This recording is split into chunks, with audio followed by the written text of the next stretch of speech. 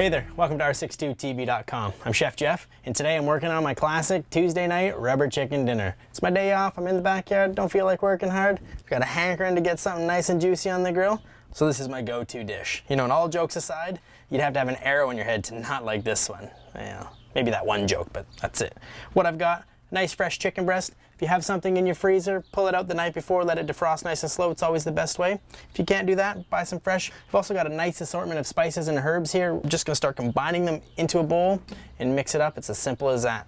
So what I've got to start is smoked paprika. This, if you can't find it, regular paprika will do, but this has a really nice tangy, that barbecue all dressed kind of ketchup chip flavor. It's just unbelievable. Adds a nice component. I've got a little bit of brown sugar just to kind of coat everything, allow it to caramelize, get some good flavor on the grill. Classics, onion powder, garlic powder, we're just gonna get those in. This is ground cumin, that really deep, rich Mexican spice, adds that full bottom layer to everything. Same thing with chili powder, just rounds it all out.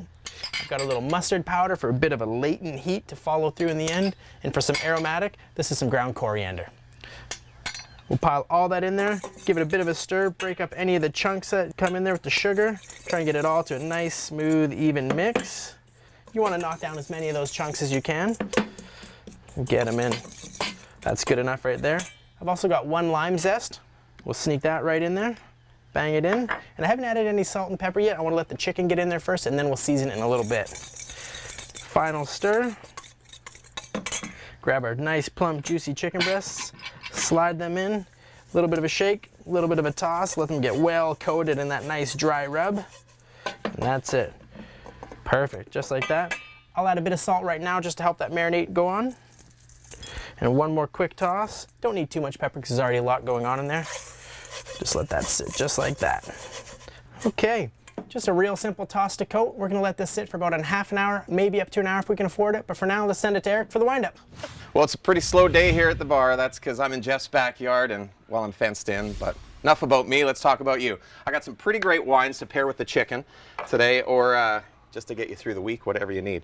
The first one is from Clos de la Siete. This is an Argentinian 2007 vintage. It's a varietal blend of Malbec and Syrah, Merlot, and Cabernet Sauvignon. This is done by a winemaker called Michel Roland. He's actually the owner of the winery. So I expect this one to be pretty good. It's about $16.99 and it's rated 91 points, so should be good value. Let's give it a taste. Just gobs of rich black fruit on the nose, blackberry on the palate. The tannins are pretty firm. It's got nice spicy oak, and that's what we want to connect with the chicken. And the next one we've got here is another Argentinian, but this is just a straight Malbec. This is a 2007 vintage from Caneta Zapata. And what I like about this winery is year on year, they score 90 points plus. So real consistent wine. This one in particular was on Wine Spectator's Top 100. This was number 69, so I thought perfect for hump day chicken. Here we go. Let's give it a sniff.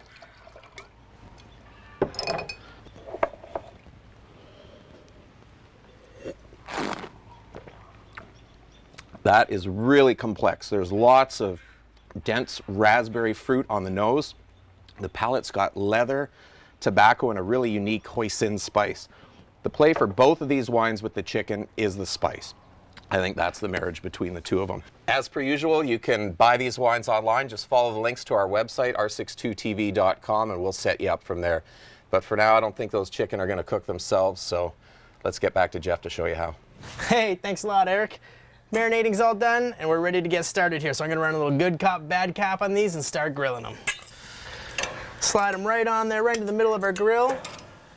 And by good cop, bad cop, I mean high heat to start, then we're gonna roll them over to a bit of a medium-low heat and let them carry on cooking that way. We're gonna look at maybe 16, 18 minutes, depending on how thick they are, but we don't wanna rush it, and we wanna make sure that the heat isn't gonna start licking it with a raw flame, otherwise it's gonna take a real burned characteristic, so you kinda wanna avoid that. That's why we go back to the low side. Oh yeah, perfect.